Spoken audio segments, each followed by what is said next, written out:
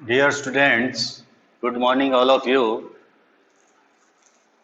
Head class में over past जो हमारी बुक है उसमें चैप्टर 2 ट्रेड टू टेरिटरी व्यापार से साम्राज्य तक जो हम रीडिंग कर रहे हैं उसमें आज का हमारा जो लास्ट टॉपिक है वो है सेटिंग अप न्यू एडमिनिस्ट्रेशंस का सेटिंग अप कैसे होता है। द कंपनी आर्मी की जो कंपनी की जो आर्मी है उसके बारे में भी हम आज की क्लास में देखते हैं, चलते हैं, डिस्कस करते हैं। सेटिंग अप न्यू एडमिनिस्ट्रेशंस का सेटिंग अप कैसे होता है वो हम देख लेते हैं। उससे पहले न्यू वर्ड्स है हमारे काजी, जज को काजी कहा जाता था। Mufti, jurist of the Muslim community responsible for expanding the law that the Qazi would administer। तो जूरिस्ट जो मुस्लिम कम्युनिटी है उसका जो जूरिस्ट होता था, मुस्लिम समुदाय का न्यायविद कह सकते हैं, न्याय करने वाला जूरिस्ट, उसको मुफ्ती कहा जाता था, जो कानूनों की व्याख्या करता था। Responsible for expounding the law की एक्सपाउंडिंग करता था। That the qazi would administer, और इसी व्याख्या के आधार पर काजी जो होता था फैसले सुनता था। दूसरा है इम्पीचमेंट। इम्पीचमेंट का मतलब है, हिंदी में इसको हम कहते हैं महाअभियोग। A trial by the House of Lords in England for charges of misconduct brought against a person in the House of Commons। जब इंग्लैंड के हाउस ऑफ कॉमन्स में किसी व्यक्ति के खिलाफ दुराचरण का आरोप लगाया जाता है तो हाउस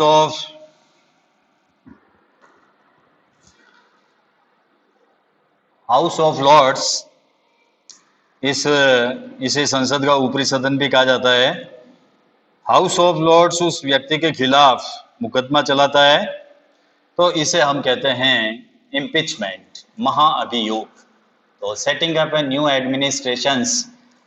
एडमिनिस्ट्रेशंस का फाउंडेशन किस प्रकार होता है वो देख लेते हैं। Warren Hastings, governor general from 1773 to 1785। Governor general था वॉरेन हेस्टिंग्स 1773 से 1785। Governor general was one of the many important figures who played a significant role in the expansion of company power। तो उन बहुत सारे इंपॉर्टेंट व्यक्तियों में से Warren Hastings एक था जिन्होंने कंपनी को एक्सपेंशन के मामले में मदद की। कंपनी की ताकत को फैलाने के लिए उसने इम्पोर्टेंट रोल प्ले किया। बाय हिज टाइम, उसके समय तक company had acquired power not only in Bengal but also in Bombay and Madras. उसके समय के आते आते कंपनी ने न केवल बंगाल बल्कि बंबई और मद्रास में भी सत्ता को हासिल कर लिया था, पावर को उसने एक्वायर कर लिया था।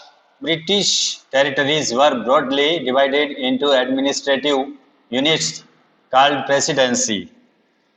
इसके अलावा ब्रिटिश इलाके मोटे तौर पर प्रशासकीय इकाइयों में बटे हुए थे। एडमिनिस्ट्रेटिव यूनिट्स में वो बटे हुए थे जिनको प्रेसिडेंसीज कहा जाता था। There were 3 presidencies. उस समय 3 प्रेसिडेंसी प्रमुख थी, बंगाल, मद्रास एंड बॉम्बे। ये 3 प्रमुख प्रेसिडेंसी थी जो उस समय प्रसिद्ध थी। Each was ruled by a governor. प्रत्येक का शासन गवर्नर के माध्यम से किया जाता था। The supreme head of the administration was the governor general, और सबसे ऊपर गवर्नर जनरल होता था। Warren Hastings, the first governor general, introduce several administrative reforms, notably in the sphere of justice. Warren Hastings ने कई प्रशासनिक सुधार भी किए न्याय के क्षेत्र में। उसके रिफॉर्म्स जो है वो खास तौर से उल्लेखनीय है, किस प्रकार उसने न्याय व्यवस्था में सुधार किया था। तो वॉरेन हेस्टिंग्स जो है स्पेयर ऑफ जस्टिस के रूप में जाना जाता है। उसने जो सुधार किए थे, रिफॉर्म्स किए थे जस्टिस के मामले में। From 1772 a new system of justice was established. 1772 में एक नई न्याय व्यवस्था स्थापित की गई थी। क्या न्याय व्यवस्था थी? Each district was to have 2 courts. इस व्यवस्था के प्रावधान में हर जिले में 2 अदालतें होती थी, a criminal court and a civil court. Criminal court कहा जाता था फौजदारी अदालत को, और सिविल कोर्ट कहा जाता था दीवानी अदालत को। तो डिस्ट्रिक्ट में 2 कोर्ट्स होते थे। इस प्रकार की जस्टिस व्यवस्था या सिस्टम ऑफ जस्टिस इसने वॉरेन हेस्टिंग्स ने एस्टेब्लिश की, जिसमें प्रत्येक जिले में 2 कोर्ट होते थे। एक को ए क्रिमिनल कोर्ट कहा जाता था और दूसरे को ए सिविल कोर्ट कहा जाता था। Maulvis and Hindu pandit interpreted Indian laws for the European district collectors who presided over civil courts. दीवानी अदालत के मुखिया यूरोपीय जिला कलेक्टर होते थे। जो दीवानी अदालत के जो हेड ऑफ होते थे वो जिला कलेक्टर होते थे। मौलवी और हिंदू पंडित उनके लिए भारतीय कानूनों की व्याख्या करते थे, प्रिसाइडेड करते थे सिविल कोर्ट्स में। The criminal courts were still under a qazi. जो क्रिमिनल कोर्ट्स थे वो अभी भी काजी के नियंत्रण में थे, and mufti but under the supervision of the collectors. और इसके अतिरिक्त मुफ्ती के अधीन ये जो क्रिमिनल कोर्ट्स थे उसके अंडर में थे, लेकिन फिर भी कलेक्टर की निगरानी में वो काम करते थे। A major problem was that the Brahman Pandit gave different interpretation of local laws based on different schools of the धर्म शास्त्र। लेकिन मेजर प्रॉब्लम ये थी कि ब्राह्मण पंडित ने धर्म शास्त्र की अलग अलग शाखाओं के हिसाब से स्थानीय कानूनों की वो व्याख्या कर देते थे, डिफरेंट इंटरप्रिटेशंस कर देते थे ऑफ लोकल लॉज की, जो धर्मशास्त्र के आधार पर होते थे। To bring about uniformity in 1775 11 pandits were asked to compile digest of Hindu laws. इस भिन्नता को दूर करने के लिए और इस भिन्नता को ख़त्म करने के लिए, समरूपता लाने के लिए 1775 में 11 पंडितों को भारतीय कानूनों का एक संकलन तैयार करने के लिए उनको कहा गया, एक कंपाइल तैयार करने के लिए उनको जो है कहा गया 11 पंडितों को। N B. Halhed translated this digest into English. तो एन.बी. हॉलहेड ने इस संकलन का इंग्लिश में ट्रांसलेशन किया था। By 1778 a code of Muslim laws was also compiled for the benefit of European judges। और इसके अलावा 1778 तक यूरोपीय न्यायाधीशों के लिए मुस्लिम कानूनों की भी एक संहिता तैयार कर ली गई थी। A new supreme court was establish. इसके अलावा सुप्रीम कोर्ट की स्थापना की गई। While a court of appeal the Sadar Nizamat Adalat was also set up at Calcutta. और इसके अलावा उच्च न्यायालय की स्थापना की गई। इसके अलावा कलकत्ता में अपीलीय अदालत सदर निजामत अदालत की स्थापना भी की गई। The principal figure in an Indian district was the collector. भारतीय जिले में कलेक्टर सबसे बड़ा पद होता था, सबसे बड़ा जो फिगर होता था, प्रिंसिपल फिगर इंडियन डिस्ट्रिक्ट्स में वो कलेक्टर होता था। As the title suggest his main job was to collect revenue. जैसा कि नाम से सजेस्ट होता है, कलेक्टर, कलेक्टर का मतलब कलेक्शन करने वाला। किसका कलेक्शन करने वाला? उसका मुख्य काम था लगान वसूल करना, लगान इकट्ठा करना और टैक्स इकट्ठा करना, टैक्स को कलेक्शन करना, रेवेन्यू को कलेक्शन करना, इसलिए उसका नाम पड़ा collector. And maintain law and order in his district with the help of जजेज, पुलिस ऑफिसर्स एंड दरोगास। और इसके अलावा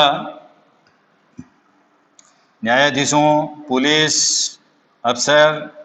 अफसर्स और जो पुलिस के जो कर्मचारी होते थे, उनकी सहायता से जिले में कानून व्यवस्था बनाए रखने की भी जिम्मेदारी होती थी उसकी। Maintain law and order, law and order को मेंटेन करने की जो रेस्पॉन्सिबिलिटी होती थी वो भी कलेक्टर की होती थी। और इस मेंटेन लॉ एंड ऑर्डर में वो हेल्प लेता था जजेज की, पुलिस ऑफिसर्स की एंड दरोगास, जो कर्मचारी होते थे पुलिस के, उसको दरोगास कहा जाता था। हिज ऑफिस द कलेक्ट्रेट, उसका जो ऑफिस था कलेक्ट्रेट कहलाता था। became the new center of power and patronage that strictly replaced previous holders of authority।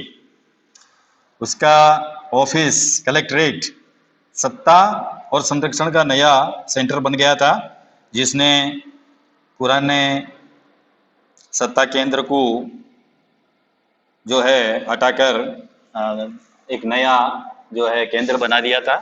पुराना जो सेंटर था पावर का, उसको रिप्लेस कर दिया था holders of authority. The company army, company की आर्मी कैसी थी, कंपनी की सेना के बारे में, कंपनी की फौज के बारे में हम देखते हैं। colonial rule in India brought in some new ideas of administration and reform, but its power rested on its military strength। Company के साथ भारत में शासन और सुधार के नए विचार आए, लेकिन उसकी असली सत्ता जो थी वो सैनिक ताकत में थी। जो उनकी जो पावर थी, वो जो स्ट्रेंथ थी, मिलिट्री स्ट्रेंथ थी। The Mughal army was mainly composed of cavalry. Mughal फौज मुख्य रूप से घुड़सवार थी, कैवेलरी के रूप में सवार कहा जाता था। ट्रेंड सोल्जर्स ऑन हॉर्सबैक, सवार किसको कहा जाता था? घुड़सवार कहा जाता था, घोड़े पर सवार होने वाले सैनिक को। एंड इनफेंट्री, दैट इज पैदल फुट सोल्जर्स, इसके अलावा पैदल चलने वाले सैनिक भी थे। They were given training in archery, तीरंदाजी, उनको ट्रेन किया जाता था। जो कंपनी आर्मी में जो सैनिक होते थे उनको ट्रेनिंग दी जाती थी इन आर्चरी, तीरंदाजी की, तीर चलाने की। And the use of the sword, और तलवारबाजी का प्रशिक्षण भी सेना को दिया जाता था।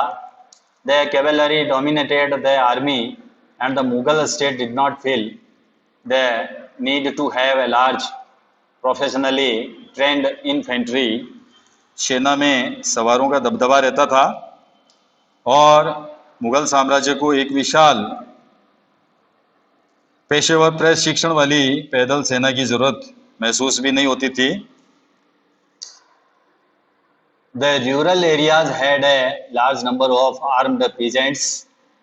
ग्रामीण इलाकों में, रूरल एरियाज में सशस्त्र किसानों की बड़ी सेना होती थी, आर्म्ड पीजेंट्स होते थे। And the local zamindars often supplied the Mughals with पैदल सोल्जर्स। और जो जमींदार होते थे वो जमींदार मुगलों को ज़रूरत पड़ने पर पैदल सोल्जर्स अवेलेबल करवाते थे.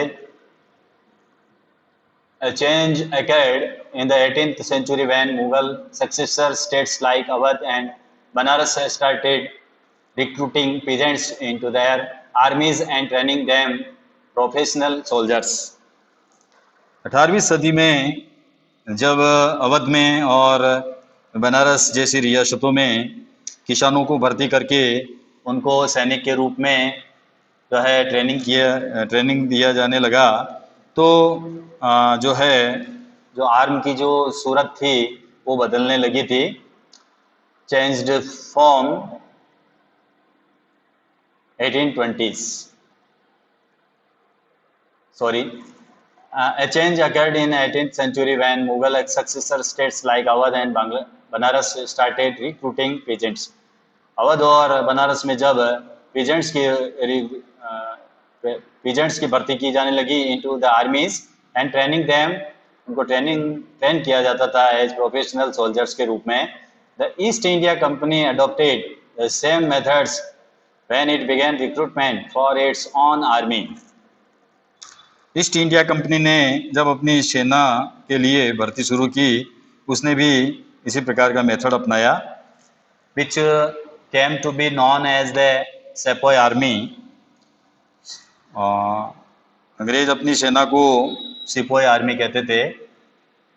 फ्रॉम द इंडियन वर्ड सिपाही, जो इंडियन वर्ड सिपाही से बना है उससे सेपॉय बना है, मीनिंग सोल्जर, जिसका मीनिंग जो है सोल्जर होता है.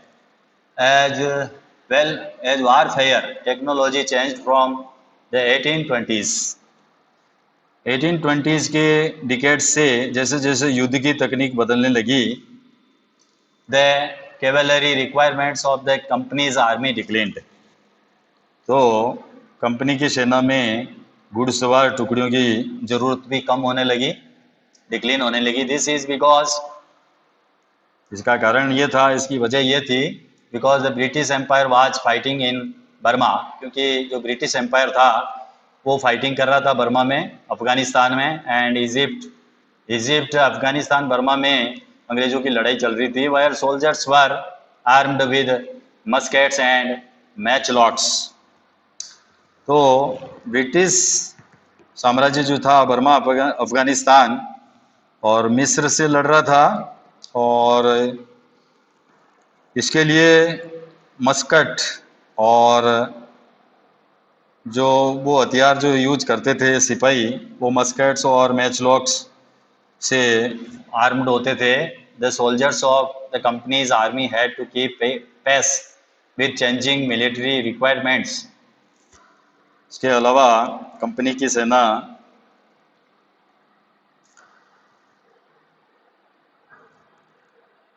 And the soldiers of company army had to keep pace रखना पड़ता था with changing military requirements, and its infantry regiments now became more important. तो ये ध्यान रखना पड़ता था, और अब उसकी जो पैदल टुकड़ी थी, पैदल सेना थी, वो भी इम्पोर्टेंट होती जा रही थी. In the early 19th century की शुरुआत में the British began to develop a uniform military culture. एक समरूप सैनिक संस्कृति विकसित करने में अंग्रेज लगे हुए थे. Soldiers were increasingly subjugated to European style training. इसके अलावा सिपाहियों को यूरोपीय ढंग से प्रशिक्षण, drill and discipline that regulated their life far more than before. इसके अलावा उनको यूरोपीय ढंग से जो है प्रशिक्षण, अभ्यास, अनुशासन सिखाया जाने लगा था. That regulated their life far more than before. अब उनका जीवन पहले से भी ज़्यादा कंट्रोल हो गया था, नियंत्रित था. Often this created problems since caste and community feelings were ignored in building a force of professional soldiers. इस कोशिश में कभी कभी प्रॉब्लम्स भी आ जाती थी, क्योंकि पेशेवर सिपाहियों की सेना खड़ा करने के चक्कर में अंग्रेज कई बार जाति समुदाय की जो भावनाएं होती थी उनको नज़रअंदाज कर देते थे। कम्युनिटी फीलिंग्स वर इग्नोर, जो फीलिंग्स होती थी उनको इग्नोर कर दिया जाता था इन building efforts of professional soldiers. Could individuals so easily give up their caste and religious feelings. तो लोग जो है अपनी जातीय धार्मिक भावनाओं को इतनी आसानी से जो है छोड़ नहीं सकते थे। Could they see themselves only as soldiers and not as members of communities? क्या वे खुद को अपने समुदाय का सदस्य मानने की बजाय सिर्फ सोल्जर्स मान सकते थे? What did the सिपाही feel? सिपाही क्या महसूस करते थे? How did they react to the change in their lives and their identity? अपने जीवन और अपनी पहचान, यानी that is their sense of who they were, यानी वो कौन है, और इस बात का एहसास जो बदलाव ला रहे थे वो सिपाहियों ने किस प्रकार देखा। The revolt of 1857 gives as a glimpse into the world of the sepoys. 1857 का रिवोल्ट, इस विद्रोह में सिपाहियों की इस जो दुनिया की झलक मिलती है, जो ग्लिम्प्स इनटू द वर्ल्ड है, वो देखने को मिलती है। You will read about this revolt in chapter 5। इस रिवोल्ट के बारे में और भी आप ज़्यादा चैप्टर 5 में पढ़ोगे। जब हम 1857 का रिवोल्ट पढ़ेंगे तो उसमें हम ये पढ़ेंगे। कंक्लूज़न, इसका कंक्लूज़न क्या है वो देख लेते हैं हम। Thus, the East India Company was transformed from a trading company to a territorial colonial power. तो इस प्रकार ईस्ट इंडिया कंपनी एक ट्रेड कंपनी से बढ़ते बढ़ते एक टेरिटोरियल कॉलोनियल पावर के रूप में बन गई, एक भौगोलिक औपनिवेशिक शक्ति बन गई। The arrival of new steam technology in the early 19th century, और 19th सेंचुरी की शुरुआत में एक नई टेक्नोलॉजी के आने से also added this process, ये प्रक्रिया और भी तेज हुई। Till then it would take anywhere between 6 and 8 months to travel to India by sea.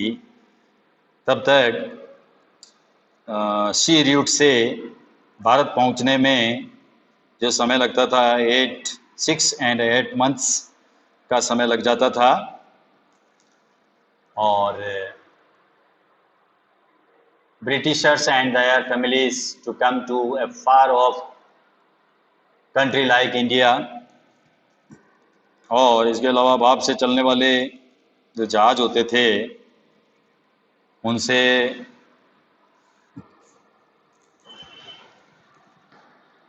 जो यात्रा करते थे वो यात्रा कम समय में पूरी हो जाती थी, यानी 3 वीक्स में जो है वो यात्रा जो है पूरी हो जाती थी।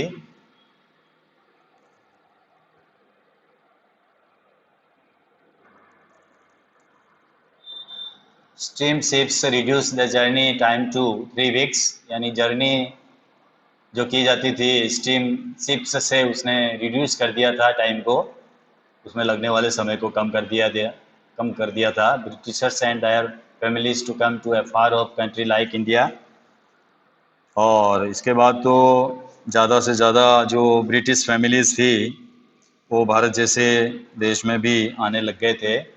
बाय 1857 तक the company came to exercise direct rule over about 63% of the territory. 1857 तक भारतीय उपमहाद्वीप के 63% भूभाग, और इसके अलावा 78% of the population of the Indian सब कंटिनेंट, और इसके अलावा 78% आबादी पर कंपनी का सीधा जो शासन था वो स्थापित हो चुका था। डायरेक्ट रूल जो है वो एस्टेब्लिश हो चुका था, combined with its indirect influence on the remaining territory and population of the country. The East India Company had virtually the whole of India under its control और देश के शेष भूभाग और आबादी पर जो कंपनी का जो इनडायरेक्टली प्रभाव था व्यावहारिक स्तर पर ईस्ट इंडिया जो थी वो पूरे भारत को अपने कंट्रोल में ले चुकी थी, under its control.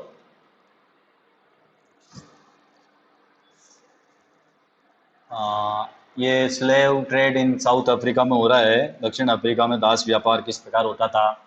The Dutch trading ships reached southern Africa in the 17th century. Dutch व्यापारी 17वीं सदी में दक्षिण अफ्रीका पहुंचे थे। सोन स्लेव ट्रेड बिगेन और जल्दी ही दास व्यापार शुरू हो गया था। People were captured, claimed and sold in slave markets. लोगों को बंधक बनाकर जंजीरों में बांधकर जो है दास बाजारों में बेचा जाने लगा था। When slavery ended in 1834 there were 36,774 privately owned slaves at the Cape located at the southern most tip of Africa। 1834 में जब दास प्रथा के अंत के समय अफ्रीका के दक्षिणी सिरे पर स्थित केप में निजी स्वामित्व में प्राइवेटली ऑन्ड में दासों की संख्या 36,774 थी। A visitor to the Cape in 1824 has left a moving account of what he saw at a slave auction।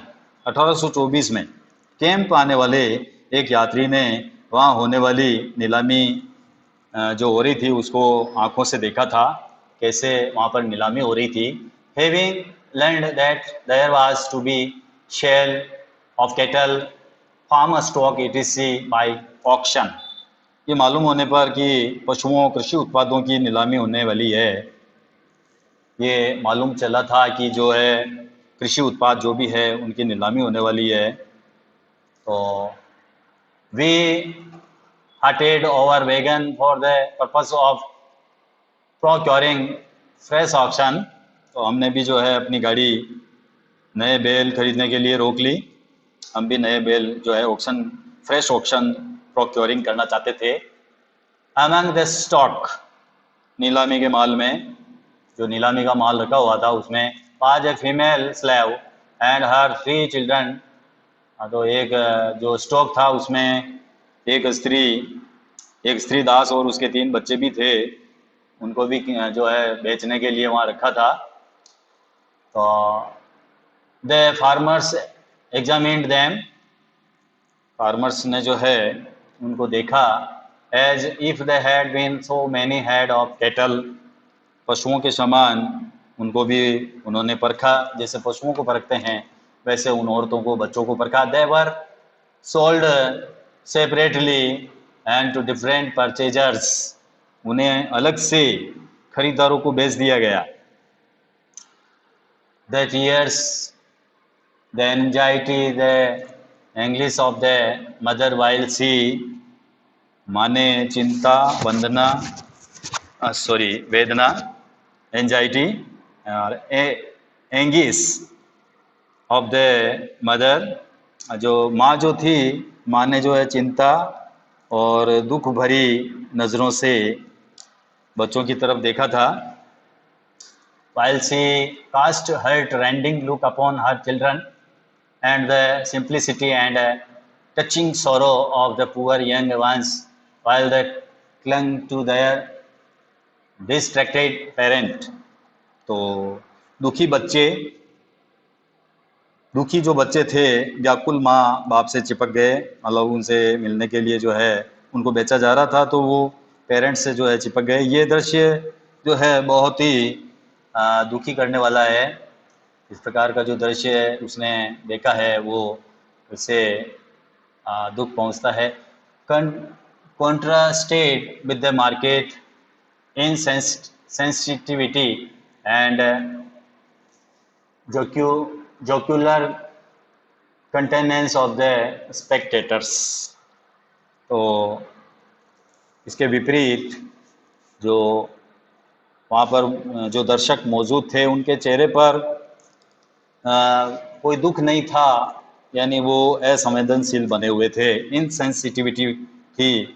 और इसके अलावा जोक्युलर के भाव जो है उनके ऊपर थे, देखने वाले जो स्पेक्टेटर्स थे उनको कोई दुख नहीं हो रहा था। तो इस प्रकार की एक कहानी है जो यहाँ पर बताई गई है। Slave trade in south Africa, south Africa में जो स्लेव का जो ट्रेड होता है उसके बारे में यहाँ बताया गया है।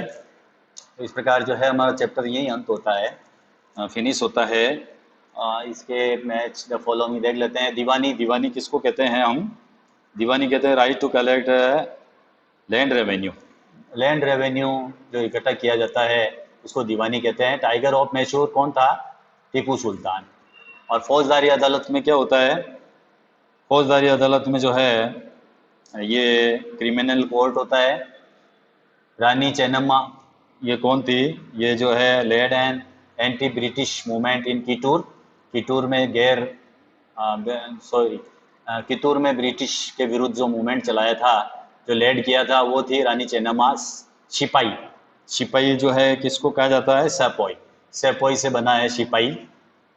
इसके अलावा फिल इन द ब्लैंक्स है। The British conquest of Bengal began with the battle of Plassey, यानी बंगाल पर अंग्रेजों की जीत प्लासी की जंग से शुरू हुई थी। Hyder Ali and Tipu Sultan were the rulers of Mysore. Hyder Ali और टीपू सुल्तान मैसूर के शासक थे। Dalhousie implemented the doctrine of lapse, यानी डलहौजी ने डॉक्ट्रिन ऑफ लैप्स का सिद्धांत लागू किया था। डलहौजी ने डॉक्ट्रिन ऑफ लैप्स का सिद्धांत लागू किया था। Maratha kingdoms were located mainly in the कौन से पार्ट में? Western, western part of India. Maratha रियासतें मुख्य रूप से भारत के कौन से भाग में स्थित थी? वेस्टर्न भाग में। इसके अलावा जो ट्रू फॉल्स है वो इस प्रकार है। The Mughal empire became stronger in the 18th century. Mughal साम्राज्य 18वीं सदी में मजबूत हो गया था। रॉन्ग है, ये फॉल्स है। The English east India company was the only European company that traded with India. और ईस्ट इंडिया कंपनी भारत के साथ व्यापार करने वाली एकमात्र यूरोपीय कंपनी थी। ये भी फॉल्स है, और भी कंपनियां थी। Maratha Maharaja Ranjit Singh was the ruler of Punjab. ये सही है, महाराजा रणजीत सिंह पंजाब के राजा थे।